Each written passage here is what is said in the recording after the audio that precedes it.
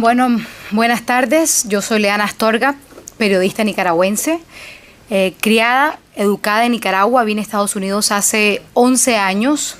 Mi pasión siempre fue comunicar, porque yo siempre he dicho que en una verdadera democracia el trabajo de un verdadero periodista es denunciar las injusticias, darle voces a los que no la tienen, y muchas veces nos convertimos en los Robin Hood de nuestra comunidad, ¿no? Hablando de manera un poco metafórica. Nicaragua, la comunicación está secuestrada hace mucho tiempo. Hasta ahora es que podemos decir que el mundo entero se ha fijado en Nicaragua. Y quiero comenzar con una de las preguntas que a mí me hacen miembros de otras comunidades con las que trabajo, porque me dicen, Leana, pero es que los nicaragüenses, ¿cómo volvieron a votar por Ortega si ya lo habían sacado en los 90? Lo que la gente no sabe es que Ortega vuelve a llegar al poder con un pacto político y con puras patrañas. Y desde entonces, desde el 2006, él lo que ha sido es un corredor muy hábil y ha sabido esperar. Pero el pacto que él hace con Arnoldo Alemán en el 2000, donde cambia y modifica la ley electoral, es decir, antes en Nicaragua para una persona llegar al poder tenía que tener un mínimo del 45% para ser electo presidente, y si no tenía que ir a una segunda vuelta. Daniel Ortega, en los últimos años que trató de volver a ganar la presidencia, su promedio siempre fue el mismo, de 35 a 38, no llegaba nunca al 45. Entonces, él pactando con Arnoldo Alemán, cambia, el primer golpe que da la Constitución fue ese, un cambio en la ley electoral a que sea el 45%, estaba más cerca, ¿no?, del 38 al 45. Después de eso, esperan elecciones y no gana, le gana al señor Bolaños. ¿Y qué dice Daniel Ortega? Bueno, ahora me toca hacer la segunda parte, esperar pacientemente y dividir a los liberales, que fue lo que hizo. Entonces, ahí empezaron las patrañas políticas. Pero definitivamente es importante recalcar que para hacer periodismo ahorita en Nicaragua, los periodistas de nuestro país están siendo amenazados, están siendo amedrentados y tienen que les ponen una mordaza, y si no la tienen, pues entonces lo golpean. Vimos hace poco un periodista de Canal 10 que lo secuestraron y lo golpearon. Yo estuve reportando las primeras semanas en Nicaragua la crisis y a mí me amenazaron. Y de verdad les voy a decir que sentí miedo. Sentí miedo porque como periodistas siempre nos han enseñado a dar las dos caras de la noticia, ¿verdad? Entonces yo estaba cubriendo las marchas cívicas y quise ir a cubrir una marcha oficialista. Cuando empecé a cubrir esa marcha, llegaron varios jóvenes de las turbas sandinistas con los rostros tapados y me dijeron que cuidado con lo que decís. Y después se fueron como manada de lobos, porque se manejan como lobos, entre 4 o 5, y trataron de agredirme. Gracias a Dios yo tenía por mi trabajo a guardaespaldas, pero igual quiero decirles que sentí miedo.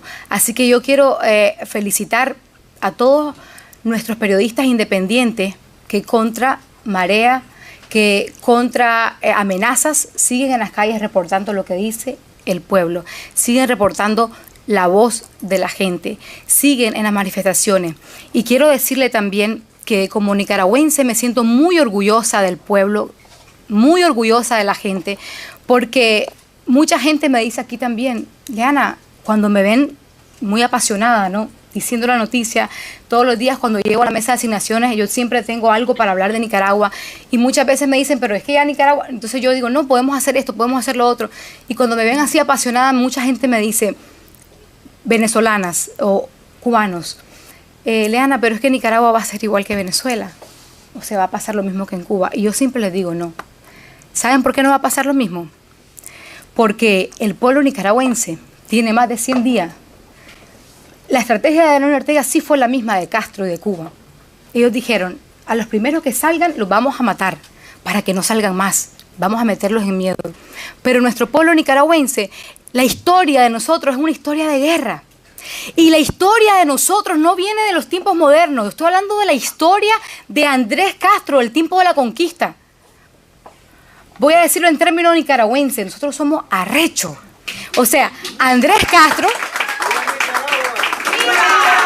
cuando Andrés Castro estaba con los filibusteros españoles, así, ese hombre vino, agarró una piedra, el tipo David y Goliat, esa historia es nuestra. Y con una piedra derrotó a un filibustero. Y él no es la única. Rafael Herrera, una mujer para defender su castillo, agarró unas toallas, las llenó de alcohol y tiró fuego. O sea, el corazón de los nicaragüenses está lleno de fuego. Y a los nicaragüenses no los callan así por así. ¿Por qué ustedes creen que mientras más tiran balas, más sale la gente? Más sale la gente. Miren la marcha de los obispos. Los sandinistas pensaron, ya no van a salir esta gente si le hemos dado con... Mira, le hemos tirado morteros, le hemos tirado balas, AK, francotiradores. Y las mujeres se ponen más arrechas, más encachimbadas, porque a nosotros no nos pueden tocar. Mira, yo le explico a la gente cuando me dicen, ¿qué es lo que pasa en Nicaragua? Lo que pasa en Nicaragua fue esto. Nicaragua vivió una relativa tranquilidad mundial y de crecimiento económico por 11 años, los últimos 11 años que estaba Daniel Ortega. ¿Qué pasa? Había dinero, sí, pero era dinero porque en ese momento Venezuela estaba patrocinando a través del petróleo millones de dólares. La cooperación venezolana daba millones. De esa cooperación, la familia Ortega Murillo acaparó gran parte, se han vuelto una de las familias más millonarias, pero hacía un par de cosas. Obviamente Nicaragua es un país lindísimo. O sea, los turistas comenzaron a llegar a las playas vírgenes y comenzó Nicaragua a verse, pero verdaderamente la democracia estaba viniéndose abajo día con día, porque Daniel iba trabajando a que las leyes fueran a su medida. Después, la segunda vez que él se quiere reelegir presidente, la Constitución no se lo permitía, porque nuestra Constitución dice que solo puede reelegirse 2 veces y además solamente puede hacerlo si son en periodos separados. Él cambió eso nuevamente, aliado, por supuesto, ya empoderado todo con el control de los poderes. Su amigo Rivas, que era su amigo del alma, dijo que no había manera de que eso fuera a ser un problema, que eso causaba más bien que siguieran los proyectos trabajándose. Pero nosotros escuchamos ahora del secretario de la ONU que la reelección no es un derecho humano. Y no solamente eso, que la reelección debilita la democracia porque puede generar una dictadura de facto. Y entonces Ortega empezó a crear su dictadura. Y en el último término, ya que salió elegido, no solamente consolidó su dictadura, sino que comenzó a ser una dinastía familiar. Es por eso que vemos a la señora Rosario Murillo como vicepresidenta. Y a sus hijos, a diferencia de lo que le dijo al entrevistador Oppenheimer, sus hijos no solo... Primero, sus hijos no se han graduado de periodistas, vamos a ser honestos, porque no estudiaron periodismo. Se han adueñado de los canales, y los canales que son subvencionados por el gobierno. Pero además de eso, sus hijos son asesores de la presidencia. Sus 4 hijos, entre ellos Camila. Eso se llama nepotismo en cualquier lado. Eso es crear una dictadura. Entonces, ¿qué pasó? El 18 de abril pasó lo siguiente. Otra cosa que la gente, quiero que conozca nuestra cultura. A nosotros, los nicaragüenses, desde que estamos chiquiticos, nos enseñan a querer a nuestros viejitos. Para nosotros, nuestros abuelitos son lo más sagrado que tenemos. O sea, mamita, papito, son los seres que nos enseñan a quererlos y a respetarlos. Entonces, ¿qué pasa? Viene la reforma que viene y que se pasa a la Gaceta, una reforma que afecta a nuestros viejitos. Entonces, imagínense los pobres viejitos que ya les daban una miseria en el cheque. Salen unos cuantos viejitos a protestar porque su chequecito ya no lo van a tener completo. ¿Y qué pasa? Vestidos de camiseta de Juventud Sandinista, comienzan a golpear a nuestros viejitos con palo. Eso despertó la furia de nuestros jóvenes. De nuestros jóvenes que venían callando todo y que todo el mundo decía, son apolíticos, se la pasan en el teléfono celular, se la pasan chateando. Entonces nadie se esperaba ese despertar de la juventud porque pensaban que no están en la política, están adormecidos. Esa fue nuestra reserva moral. Esa fue la gota que derramó el vaso y por eso ese 18 de abril nuestra juventud salió a defender a sus abuelos. Dos de los casos que me llamó la atención, uno fue una madre que yo entrevisté nicaragüense que tenía tiempo de no ir a su país, que se vino a trabajar por sus hijos. Su hijo estaba graduado de la universidad y su hijo se lo mataron. Y dice esa madre que la última vez que habló con él, ella volvió, no tenía papeles en Estados Unidos, y dice, tengo que ir a ver a mi hijo porque no tenía tiempo de no verlo, quiero por lo menos despedirle una tumba fría. Cuando esa madre habló conmigo, esa madre me dijo, Yo le dije que no se metiera en eso. Y me dijo, ¿cómo yo voy a dejar que mi pobre viejita me le quiten los pesitos que le tiene? Hay tanta historia que a mí me han marcado. Yo le digo a la gente, y a la gente que me conoce, se vale llorar. O sea, yo sí lloro. Yo soy llorona por naturaleza. Soy media poeta y loca también. Me encanta la declamación. Y lloro. Y siempre lloro con las historias humanas que hago. Lloré cuando fui a Cuba. Yo fui infiltrada a Cuba hace muchos años. Y lloré con la historia de Cuba. Entonces imagínense cómo yo no voy a llorar si mis hermanos cubanos, cómo yo no voy a llorar cuando yo regreso a mi país y veo a la gente tan humilde, porque los nicaragüenses son trabajadores y son humildes. Y yo miraba a esas madres que me miraban a mí y me gritaban desesperadas por ayuda. Y me decían, mi hijo lo tiene en el chipote, pero si mi hijo no ha hecho nada. Una pareja que yo entrevisté de Tipitapa, su hijo Ricardo se lo mataron, y esa madre humilde me dice a mí, mi muchachito iba a ser el primero en graduarse de una carrera universitaria, quería ser guía turístico. O sea, estamos viendo que nuestra juventud iba a romper el círculo de la pobreza, como dice Samuel Huntington. Muchos de esos jóvenes que han asesinado eran los primeros en sus generaciones en tener un título universitario. Su madre, con esfuerzo, lavando, cocinando, planchando, siendo empleada doméstica, se desvelaron para que sus hijos fueran a la universidad. Y a sus hijos se los mataron. Se los asesinaron. Y cuando vemos las imágenes de esos muchachitos de 20 años, ese Alvarito Conrado. Alvarito Conrado fue el primer caso que a mí me tocó el corazón. Yo le escribí en primera persona un artículo, porque cuando yo terminé de entrevistar a su abuelita y a su padre, la mirada de ese niño no se me salía del corazón.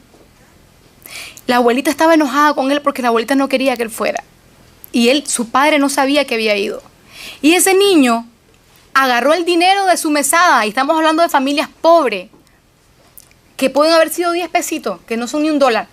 Agarró ese dinero de su mesada y se fue a comprar agua. Y lo que él estaba haciendo afuera de la catedral de Managua, el presidente dijo que en la iglesia nunca habían matado a nadie. Pues aquí están los ejemplos de los que mataron. Alvarito Conrado fue el primero. Él estaba fuera de la catedral cuando un francotirador le dio una bala que le rozó la garganta. El video de ese niño gritando, me duele respirar. Ahí está el video en YouTube. Me duele respirar. Y yo creo que a los nicaragüenses hoy en día todo nos duele respirar. Y a todos los hermanos que aman la democracia de un país les debería doler respirar. Porque no es justo que un niño que está pasando agua con su dinero muera porque estaba ayudando a protestas de los estudiantes. Pero ahí no termina el caso de Alvarito. Alvarito se pudo haber salvado porque la bala le rozó en la garganta y le dolía respirar. Y lo llevaron al hospital Cruz Azul. Y en ese hospital le negaron atención médica. ¿En qué país del mundo puede haber una crueldad tan animal y tan bestial de decirle a un doctor que no puede atender a un herido, que no puede atender a un niño de 15 años herido? Cuando llegó al Hospital Bautista, murió. Alvarito Conrado era un niño chiquitico y menudito y murió desangrado.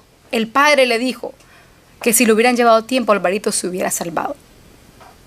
Pero después de eso, otro ejemplo de lo que decía el presidente, cómo miente cínicamente, que dice que nunca en una iglesia había muerto nadie. El 13 de julio, en la UNAM, vimos videos de una joven que estaba en las trincheras y la secuestraron y le arrancaron las uñas. Y esa muchacha tan valiente todavía siguió protestando, porque yo le voy a decir la verdad, yo creo que yo soy muy cobarde, pero a mí me toca un pelito y yo creo que me voy a mi casa a meter a guardar. No sé, pues, no puedo decir eso. Pero para que vean la valentía del pueblo nicaragüense. O sea, se lo estoy diciendo. Somos encachimbados, somos como los caciques de Iriangén y somos burlescos también. Eso es parte de nuestra idiosincrasia, porque en medio de toda la crisis hemos visto las burlas. Esa niña hizo un video cuando estaban atacándolos con AK, Se escucha el video, las ráfagas de balas. Eso es una masacre, no una guerra, porque guerra es cuando hay dos bandos armados. Estos niños tenían tiradoras, piedra y mortero. Y esta niña se despide y le dice, mamá, mamá, perdóname, me salió a defender a mi patria. Esa muchacha salió viva. Después la volvieron a secuestrar. Pero el ejemplo de ahí es que ahí se salvaron, gracias a Dios que estaba un reportero del Washington Post. Esa fue la única razón por la que esa gente se salvó. La única razón es que estaba un reportero de Washington Post. Y el reportero empezó a escribirle a Estados Unidos y ahí fue que intervienen para sacar a los heridos. Ahí estaba un doctor que también entrevisté, el doctor Duarte. Uno de los pocos especialistas del corazón infantil pediatra. Uno de los pocos que tiene en nuestro país. Trabaja para el Vivian Pela y tenía su consultorio. Y se fue a ayudar a los muchachos.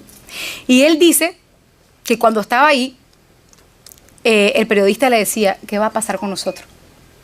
Estaban todos en el suelo y a la divina misericordia, a la iglesia, no paraban, fueron 18 horas constante de balacera. Taca, taca, taca, taca, taca, taca. Imagínense, la gente en el suelo. Dice que el periodista le decía, ¿qué va a pasar con nosotros? En inglés. Y el doctor le decía, bueno, si entran los paramilitares, aquí nos vamos. El otro ejemplo que les iba a dar, y con eso ya culmino, Gerard Vázquez. Gerard tenía 20 años de Masaya. Masaya es el pueblo de nosotros más heroico, Monimbó. ¡Que viva Monimbó! ¡Viva! ¡Qué bárbaro! Ese pueblo sí que son, ¡ala! No sé cómo ni describirlo, qué heroico que es. Yo lo he dicho cada vez que hablo, cuando yo vuelva a Nicaragua libre, me voy para Masaya y a todos mis artesanos le compro de todo, porque fueron los primeros que se levantaron y fueron los primeros que dijeron, aquí no va a pasar el repliegue, porque ellos fueron los que le dieron el voto a los sandinistas y siempre se vanagloriaban porque Sandino es de Monimbó y decía, y ellos fueron los primeros que se levantaron. Masaya, en Monimbó, increíble. Entonces este muchacho de Masaya, Gerard Vázquez, 20 años, y me cuenta el doctor que a él lo hirieron 3 veces. La primera vez lo hieren una bala que dicen que estaba muerta, o sea que no le dio tan fuerte, y lo atiende. Y dice que le dice el doctor, Gerard, quédate aquí. Ellos habían improvisado como un puestito médico, quédate aquí, Gerard. Y le dice, no, doctor, no, deme un analgésico y me voy, que si los paramilitares entran aquí a la iglesia, nos agarran a todos, yo no puedo permitir que entren con su morterito afuera de la iglesia. La segunda, otra bala le roza y le hiere el brazo. Y vuelve donde el doctor. Y el doctor le dice, no, pero niño, quédate aquí, no te vayas. No, doctor, ya me voy, estoy bien. Y la tercera fue la vencida para él. Porque un francotirador también le dio en la cabeza. El doctor, un doctor ya bastante mayor, así pues no lo va a decir que estoy diciendo viejo, no, pero un doctor con mucha experiencia, ese hombre, cuando me contó la historia, me la dijo llorando. Dice él que entre la pala él fue a recibir a Gerard Vázquez. Lo fue a recibir y dice que Gerard venía hablando de Nicaragua y que sus últimas palabras que dijo consciente en los brazos del médico fueron que viva Nicaragua. La última palabra de ese muchacho consciente fueron que viva Nicaragua. Y después, por 40 minutos estuvo en una cama agonizando. Gerard Vázquez, otro joven que fue asesinado en una iglesia. Pero yo creo y tengo esperanza en que con la ayuda internacional es muy importante. Me dicen las personas, ¿qué podemos hacer? Lo que pueden hacer es compartir la información. Lo que pueden hacer es ayudarnos a seguir denunciando, ayudarnos a que el mundo conozca lo que está pasando. Nosotros no podemos ver que a una persona la están asesinando y quedarnos sin decir nada porque estamos siendo cómplices de esa violación de derechos humanos. O sea, nosotros no podemos permitir eso. Los nicaragüenses están haciendo su parte. Ellos están en las calles todavía. Ellos siguen protestando. En Nicaragua ahora se aprobó una ley de terrorismo. Todos los que protestan, los médicos, el médico que yo entrevisté está aquí en Miami, porque lo acusaron de terrorista por haber cumplido con su juramento hipocrático. Es terrorista. Entonces, lo que se puede hacer es cada quien desde su plataforma seguir apoyando. Yo quiero decirle que, vuelvo y repito, me siento orgullosa del pueblo nicaragüense. El pueblo nicaragüense sigue manifestándose, sigue luchando por su libertad, por la democracia y por la justicia. 3 palabras tan clave que se han vuelto para los Ortega una gran amenaza. Que se han vuelto para querer paz, democracia y justicia, es como pedir lo imposible para ellos.